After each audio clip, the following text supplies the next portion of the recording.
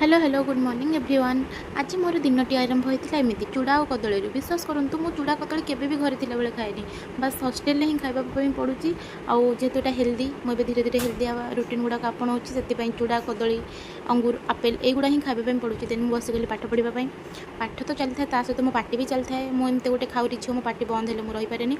Then गाधेक आसिक पूजा कली हनुमान चालीसा पढ़ी। मुझे आपण मानक हनुमान चालीसा पढ़ी आ गोटे भिडियो पकेबी। बहुत शांति लगे मत तो बहुत खुशी लगे पूजा करवा मोमेंटा ही मत बहुत खुशी लगे।